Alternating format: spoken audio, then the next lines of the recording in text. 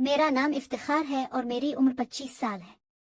एक रोज मैं सोने की तैयारी कर रहा था कि दरवाजे पर दस्तक हुई। मैंने चौंक कर दाखिली दरवाजे को देखा और बिस्तर से निकल आया। वो सर्दियों का मौसम था, इसलिए रात बहुत जल्द हो जाती थी। 8-9 बजे यूं महसूस होता था जैसे रात आधी से ज्यादा गुजर चुकी हो। जब तक मैं कवाटर का सहन उबूर करके दरवाजे तक पहुंचता, एक मर्तबा फिर दस्तक हो चुकी थी। मैं यही सोचते हुए दरवाजे तक आया था कि शायद थाने में कोई इमरजेंसी हो गई है और मेरी जरूरत ने किसी कांस्टेबल को यहाँ आने पर मजबूर कर दिया होगा।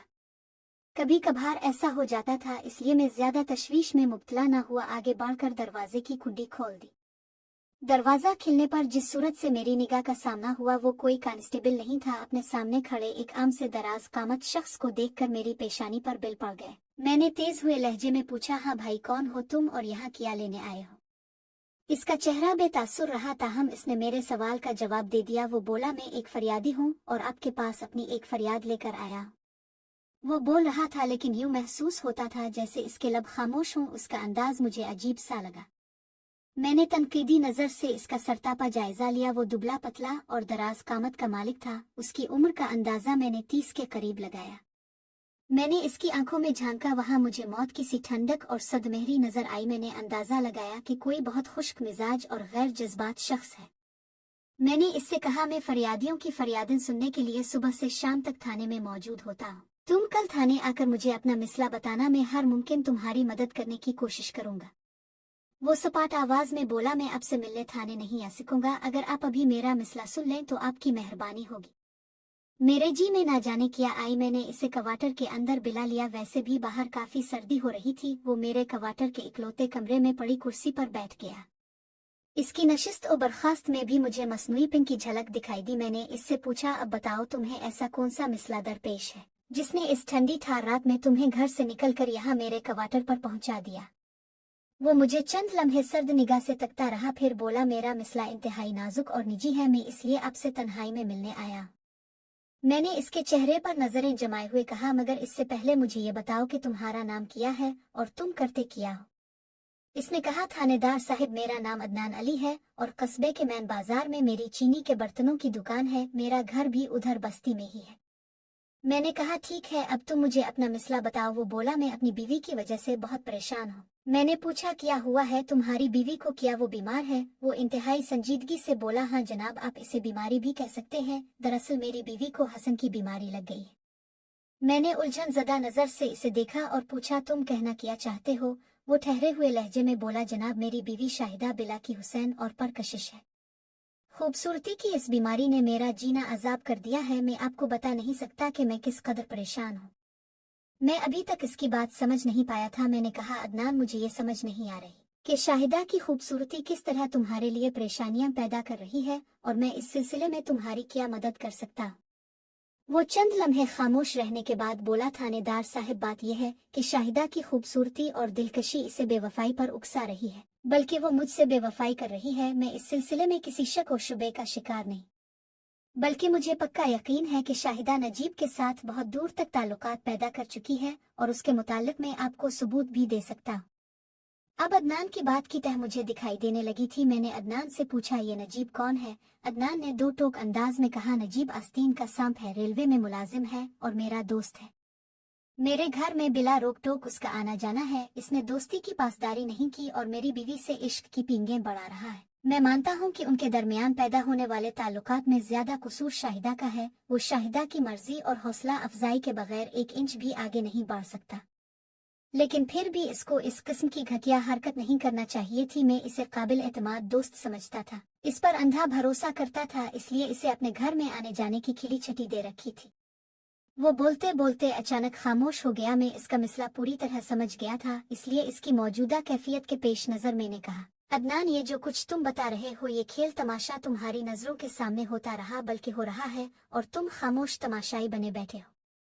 किसी दोस्त पर भरोसा करना अच्छी बात है, मगर सब कुछ देखते हुए भी आंखें बंद कर लेना हमाकत है। जैसे ही उन दोनों का मामला तुम्हारे इल्म में आया था, तुम्हें किसी भी गलत फहमी से बचने के लिए उनसे बात करना चाहिए थी, और तुम हो के मजे से बैठे उनका तमाशा देख रहे हो। वो गहरी संजीदगी से बोला, नहीं जनाब, मैं मजे से नहीं बैठा रहा। मैंने सबसे पहले शाहिदा से इस सिलसिले में बात की थी, मगर वो साफ मकर गई। मैंने कहा फिर उसके बाद तुमने नजीब से पूछा होगा। वो नफी में सर हिलाता हुआ बोला नहीं जनाब, मैंने नजीब से अभी तक कोई बात नहीं की क्योंकि कोई फायदा नहीं इससे बात करने का। जब शाहिदा ने अपना जुर्म कबूल नहीं किया तो नजीब कब तस्लीम करेगा। वो दोनों मिली भगत से अपने मामलात चला रहे हैं। मुझे अदनान की बातें सुनकर गुस्सा तो बहुत आया, ताहम मैंने इसे खरी लहरी सुनाने की बजाय कहा कि तुम मेरे पास क्या लेने आए हो, इस सिलसिले में मैं तुम्हारी क्या मदद कर सकता। वो बोला आप नजीब को थाने बुलाकर समझाएं कि वो इस किस्म की घटिया हरकतों से बाज आ जाए।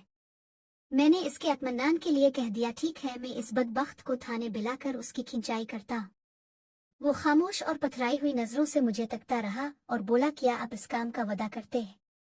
मैंने तसल्ली आमेज लहजे में कहा हाँ तुम बिल्कुल फिक्र ना करो, मैं अपने तौर पर तुम्हारा ये काम करने की कोशिश करूंगा। फिर मैंने इसे कहा तुम ऐसा करना, कल किसी वक्त नजीब को मेरे पास थाने भेज देना ताकि मैं इससे बात करूं, अगर जरूरत पड़ी तो थोड़ी फेंटी शेंटी भी लगा दूंगा।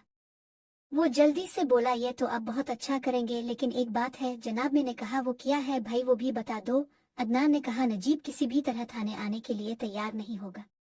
मैंने कहा फिर मैं इसे कैसे समझाऊंगा। वो मुझे समझाने वाले अंदाज में बोला मैं आपको इसके पते ठिकाने के बारे में बता देता हूँ, आप खुद इससे राब्ता कर ले। अदनान की सारी बातें उलझन में डालने वाली थी। मैंने जान छुड़ाने वाले अंदाज में कहा ठीक है, मैं फुर्सत निकाल कर किस बहाने नजीब को थाने बुलाऊंगा, फिर इससे तुम्हारे मसले पर तफसीली बातचीत करूंगा।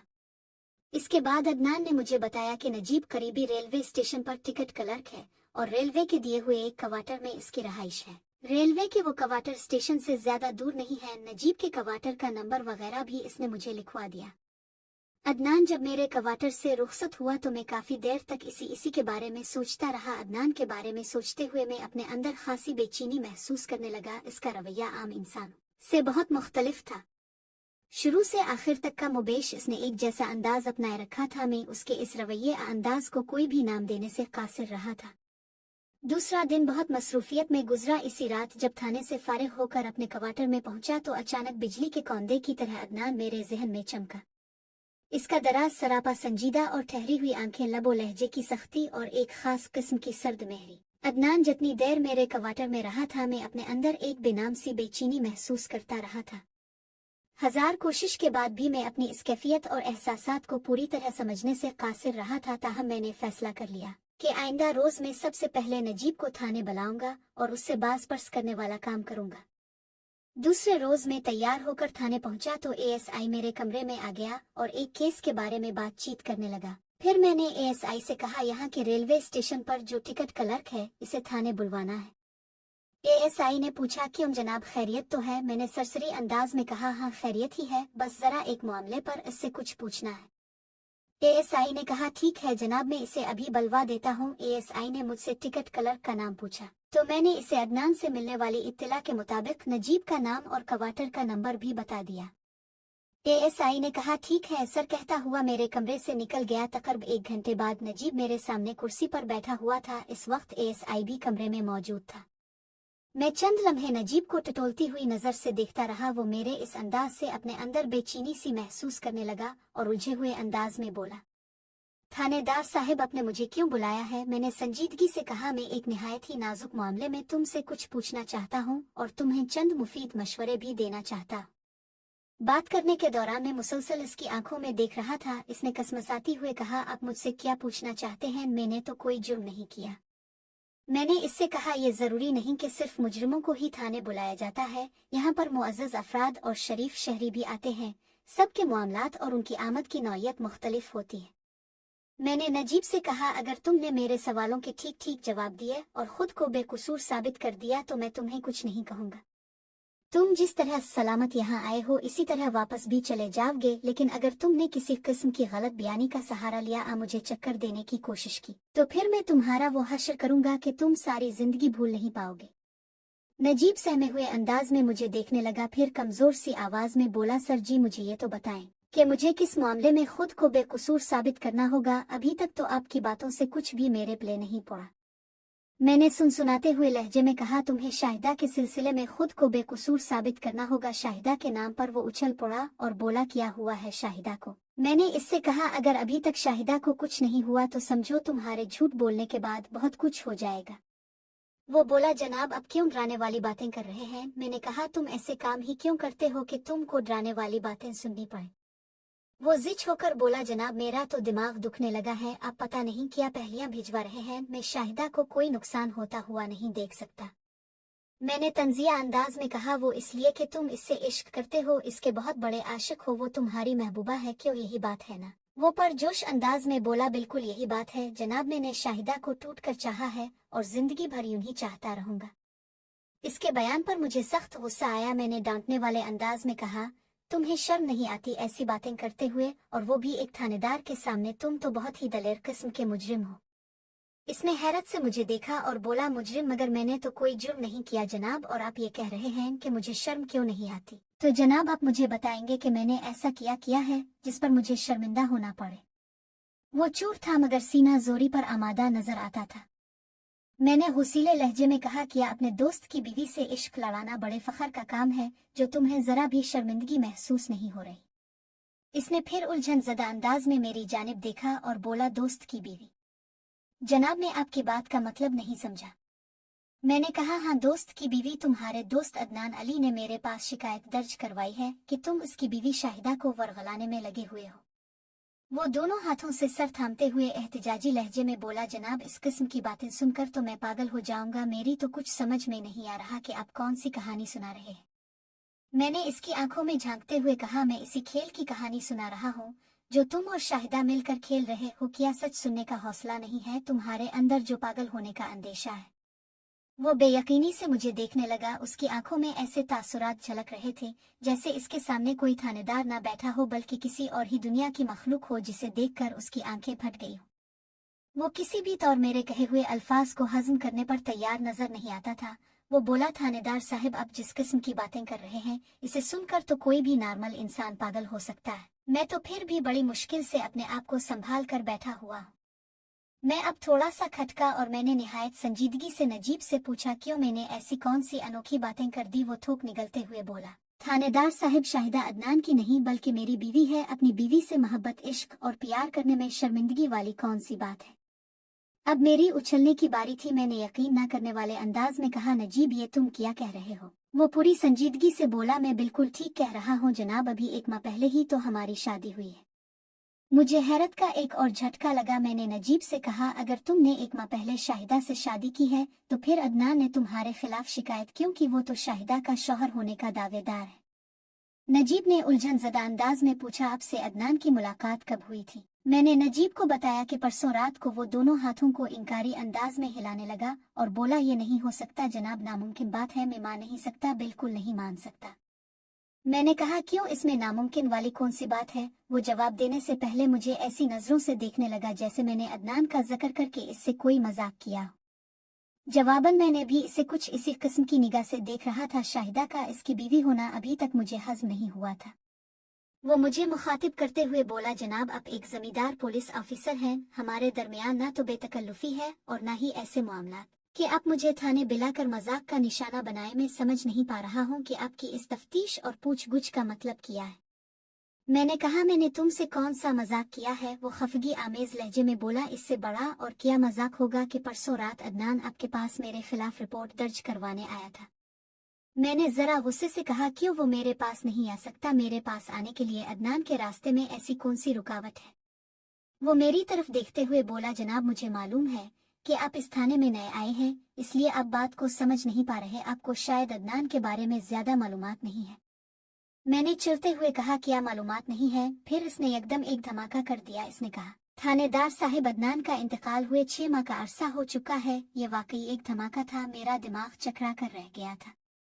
अगर मैंने परसों रात खुद अपनी आंखों से अदनान को ना देखा होता तो ये समझा जा सकता था कि नजीब की बात में सदाकत होगी। जो शख्स 6 माह पहले फौत हो चुका हो वो मुझसे मुलाकात करने मेरे क्वार्टर पर नहीं आ सकता, कतई नहीं। एएसआई भी इस सूरत हाल से खासा उलझ चुका था। वो काफी अरसे से इस थाने में था और कस्बे के तकरीबन सब अफराद को अच्छी तरह जानता था।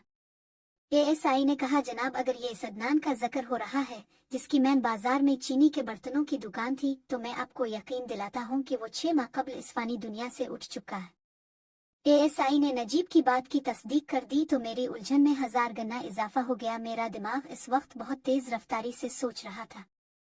इसी दौरान एक ख्याल ये भी आया कि मुमकिन है जो शख्स अदनान की हैसियत में मुझसे मिला था वो सिरे से अदनान हो ही ना, कोई दूसरा बंदा अदनान बनकर मुझसे मिला हो। मैंने जब इस खदशे का इम्कान जाहिर किया तो नजीब फौरन बोल उठा, जनाब आप इस शख्स के हुलिये वगैरह के बारे में कुछ बताएं, अगर वो अदनान हुआ तो पता चल जाएगा। मैंने नजीब को अदनान का तमाम हुलिया तफसील के साथ बताया। एएसआई और नजीब दोनों बायक वक्त उछल पड़े और यक जुबान होकर बोले, ये तो पक्का पक्का अदनान अली ही है। एक लिम्हे के लिए मुझे अपनी रीढ़ की हड्डी में सरसराहट सी महसूस हुई। ये ऐसा इंकिशाफ था कि रूह कपकपा उठे। मैंने परसों रात एक ऐसे शख्स से मुलाकात की थी जिसके इंतकाल को 6 माह का अरसा गुजर चुका था। इस वक्त मेरे दिमाग में सिर्फ एक ही सवाल जिम कर रह गया था, अगर वो शख्स अदनान अली नहीं था तो फिर कौन था। मैंने बेयकीनी से नजीब की जानिब देखा और कहा, यह शाहिदा का क्या चक्कर है? तुम कहते हो कि 1 माह पहले तुम्हारी शादी शाहिदा से हुई है, जबकि इस शख्स अदनान ने मुझसे शिकायत की थी कि तुम उसकी खूबसूरत बीवी को अपने चुंगल में फंस चुके हो। दोस्ती की आड़ में तुमने इसकी पीठ में गोया खंजर घोंप दिया है। नजीब ने तहम्मुल आमेज अंदाज में कहा, जनाब सच्ची बात तो यह है कि शाहिदा पहले अदनान की बीवी थी। अदनान के इंतकाल के बाद शाहिदा बेवा हो गई थी और मैंने 1 माह कबल इससे शादी कर ली। ये एक और इंकिशाफ था। मैंने घोर कर नजीब को देखा और पूछा, क्या तुम इस बात से इनकारी हो कि अदनान से तुम्हारी गहरी दोस्ती थी? वो नफी में सर हिलाते हुए बोला, नहीं जनाब, मैं इस हकीकत से कैसे इनकार कर सकता हूँ। हम दोनों बहुत अच्छे दोस्त थे और मैं बाकायदगी से इसके घर जाता था। उसकी मौत से मुझे दिली सदमा पहुंचा है। मैंने पूछा, तुम लोगों की दोस्ती कितने अरसे से थी? नजीब ने बताया कि हमारी दोस्ती लगभग 1 साल से थी। मैंने कहा, इसका मतलब है तुम्हारी दोस्ती के 6 माह बाद अदनान का इंतकाल हो गया था। वो एक ठंडी सांस छोड़ते हुए बोला, बस जी, ये तो अल्लाह के काम है, मौत और जिंदगी तो इसी के हाथ में है। मैंने कहा, तुमने अपने दोस्त की वफात के 5 माह बाद ही उसकी बेवा से शादी कर ली? वो बोला, मैं क्या करता जी, दोस्त की बेवा अगर इंतहाई खूबसूरत और दिलकश हो तो ईमान डगमगाने में जरा देर नहीं लगती। अगर मैं शाहिदा से शादी ना करता तो यकीनन गुनाह के रास्ते पर चल निकलता। मैंने तो खुद पर और शाहिदा पर एहसान किया है। मैंने कहा, शाहिदा पर तो तुम अपने दोस्त की जिंदगी में भी बहुत एहसान करते रहे हो। मेरा अंदाज तंजिया था। वो मेरी बात का मतलब समझते हुए जल्दी से बोला, अगर आप अब तक इसी ख्याल पर डटे हुए हैं कि अदनान की जिंदगी में मेरे और शाहिदा के दरमियान कोई इस किस्म का ताल्लुक उस्तवार हो चुका था जो शाहिदा को बेवफा और मुझे यार मार साबित करे, तो मैं आपसे किस्म खाने को तैयार हूँ। हरगिज हरगिज ऐसी कोई बात नहीं थी। अलबत्ता मैं ये जरूर तस्लीम करूंगा कि शाहिदा मुझे अच्छी लगती थी। उसके हसन और मासूमियत में बड़ी कशिश पाई जाती थी। मैंने कहा, और यही कशिश तुम्हें अदनान के घर ले जाती थी? वो फौरन बोला, हरगिज नहीं, मैं वहाँ सिर्फ अदनान से मिलने जाता था। ये अलग बात है कि इस घर में शाहिदा का भी दीदार हो जाता था। वो मेरी कही हुई बात को अल्फाज बदल कर दोहरा रहा था। मैंने इससे पूछा, तुम्हारे दोस्त अदनान की मौत किस तरह वाकई हुई थी? इसने सादगी से कहा, बस जी, उसकी कज़ा आई थी और वो मर गया। मैंने कहा, सबकी कज़ा ही आती है, कोई बन बुलाए इस सफर पर रवाना नहीं होता। मेरे पूछने का मतलब ये था कि इसकी मौत तब हुई या गैर तिब्बी? वो जल्दी से बोला, तिब्बी मौत आई थी। मैंने कहा, क्या हुआ था इसको? इसने बताया कि बस जी, भला चंगा रात को सोया था, आधी रात को इसे उल्टियां होने लगी और थोड़ी ही देर में वो मर गया।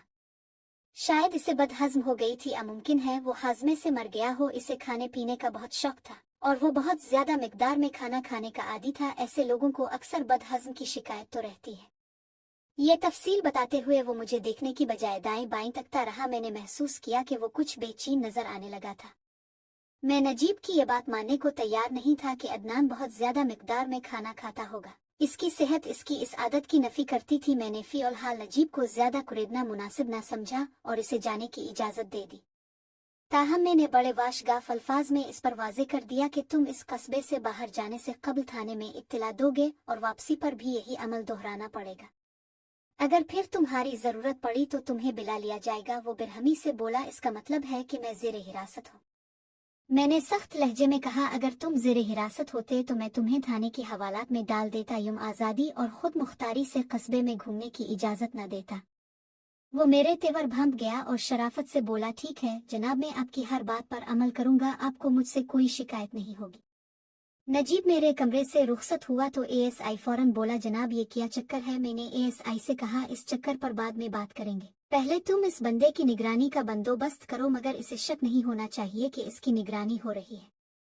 एएसआई ने कहा, ठीक है, मैं अभी उसकी निगरानी का इंतजाम करवा देता हूँ। एएसआई कमरे से बाहर निकल गया और 5 मिनट बाद इसने आकर बताया कि मैंने एक कांस्टेबल को नजीब की निगरानी पर मामूर कर दिया है, वो सादा लिबास में नजीब पर निगाह रखेगा।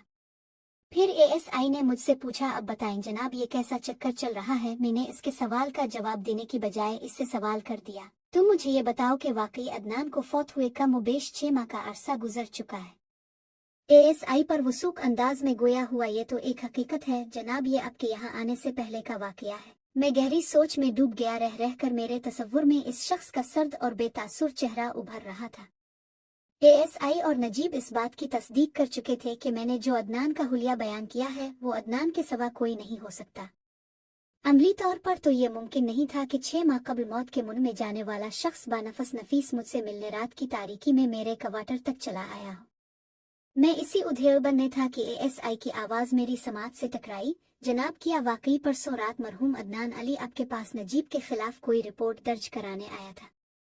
मैंने पर ख्याल अंदाज में कहा, हाँ ये बात बिल्कुल सच है। एएसआई ने कहा, इस रात तो मैं भी रात गए तक थाने में मौजूद था। अदनान किस वक्त आपके पास आया था? मैंने तो इसे नहीं देखा। मैंने एएसआई से कहा, मेरा जहन बुरी तरह उलझा हुआ है। वैसे ये हकीकत है कि अदनान मुझसे मिलने आया था, तुम्हें वो इसलिए नजर नहीं आया कि वो थाने में नहीं बल्कि मेरे क्वार्टर पर आया था। मैंने ना तो कोई ख्वाब देखा है और ना ही किसी गलत फहमी का शिकार हुआ हूँ, अदनान वाकई आया था। एएसआई बेयकीनी से बोला, सर क्या ऐसा होना मुमकिन है? मैंने कहा, अगर मुमकिन होता तो मैं इतना उलझता ही क्यों? एएसआई पुरस्रार अंदाज में बोला, जनाब कहीं ये कोई रूह वगैरह का चक्कर तो नहीं? मैंने कहा, तुम्हारा मतलब है अदनान की रूह? एएसआई ने इस बात पर गर्दन हिलाते हुए कहा, जी हाँ ये हो सकता है, मरहूम की रूह आपकी तवज्जो किसी खास रुख पर डालना चाहती हो। मैंने कहा, यह बात मेरी अक्ल में नहीं आ सकती, मैं रूहों वगैरह पर इस तरह यकीन नहीं कर सकता। ताहम जो हालात मेरे पेश नजर थे वो भी फाल वक्त मेरी समझ से बालातर थे। एएसआई ने पूछा, जनाब आपने बताया था कि अदनान आपके पास अपने दोस्त की शिकायत लेकर आया था। उसका कहना था कि नजीब इसकी बीवी शाहिदा को वरगला रहा है और उनके दरमियान बहुत दूर तक ताल्लुकात भी कायम हो चुके थे।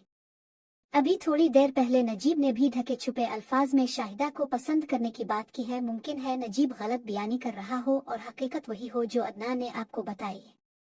हो सकता है नजीब ने शाहिदा को हासिल करने के लिए अदनान को रास्ते से हटा दिया हो। इस किस्म के वाकयात तो होते ही रहते हैं।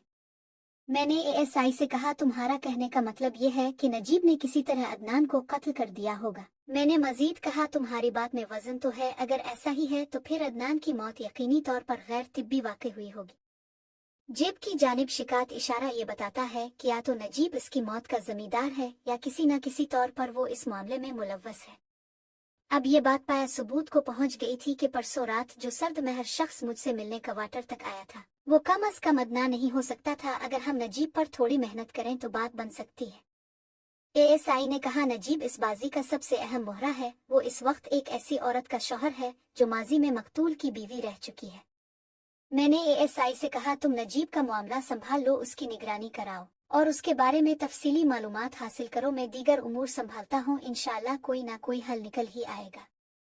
अदनान अली की रूह दोबारा नजर नहीं आई। रूहों के बारे में जिस किस्म की कहानियां और किस्से सुनने में आते हैं उनमें से बहुत सी नाकाबिल यकीन बातें होती हैं। बाज वाकयात को बड़ा चढ़ाकर पेश किया जाता है। मैंने ये भी सुन रखा था कि अगर किसी शख्स की मौत गैर ताब तौर पर वाक़ई हो जाए, मसला वो किसी हादसे का शिकार हो जाए, ऐसे कत्ल कर दिया जाए, तो रूह उसके जिस्म से निकलकर आज़ाद हो जाती है।